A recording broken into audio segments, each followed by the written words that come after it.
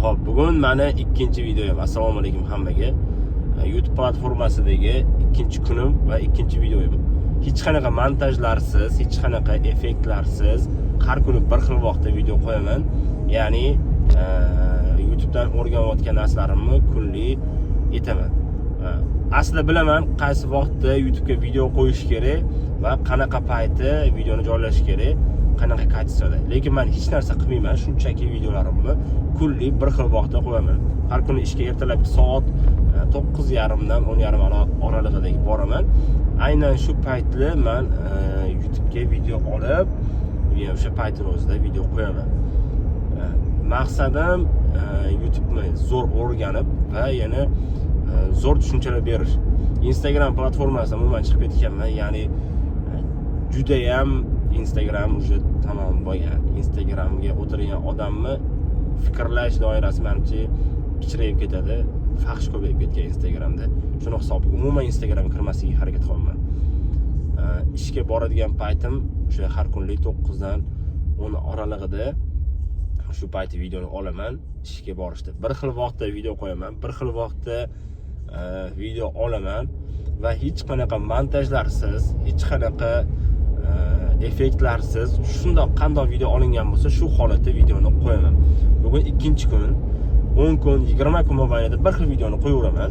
Ichimga manfaati tegmaydigan video bo'lsa ham qo'yaveraman. Sababi men videolarimni qanchalik rezultati va videolarimni effektsiz qo'yilgandagi qanchalik prosmotrlari, shular qiziq va o'zim uchun test qilib ko'rmoqchiman.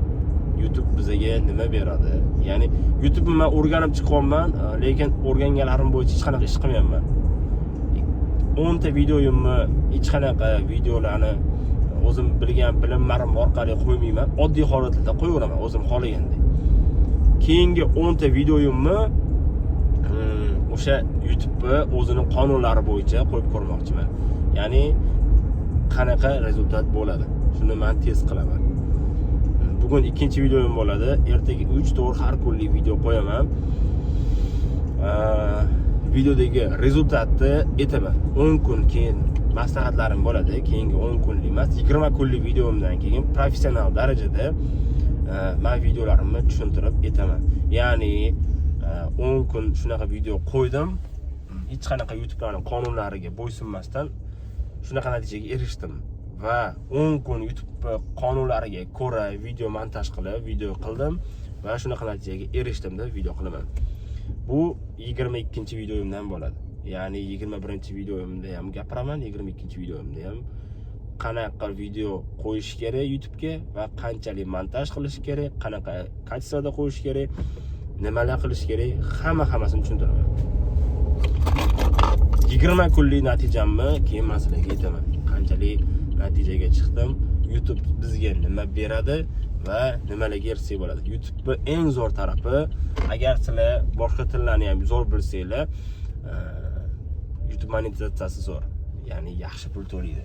YouTube'da zo'r pul ishlasanglar bo'ladi. Instagramga kirsanglar, o'zingizlarning face'larni ko'tarasizlar, lekin sizlarga Instagram o'zi pul to'lamaydi. Shunchaki videolarda prosmotr yig'ishi mumkin bo'ldi. Boshqa hech narsaga erisha olmaysizlar. Kimlarlar bilan tanishish mumkin, videolaring rekka chiqib ketganda. Lekin agar YouTube'da monetizatsiya yongandan keyin videolar уже million prosmotr yig'gandan keyin bu yog'i chek. Ya'ni YouTube prosmotr uchun pul to'laydi. Xo'p, bugungi videoyimni tugataman. Har kunlik shunaqa qisqa 4 minut, 5 minutlik videolar qilaman. Bugun ikkinchi kun, yana 18 kun vaqtim bor. 18 kunlik natijamdan keyin, ya'ni 20 kunlik natijamdan keyin 21-kundagi videoyim qanaqa bo'lishini kutinglar.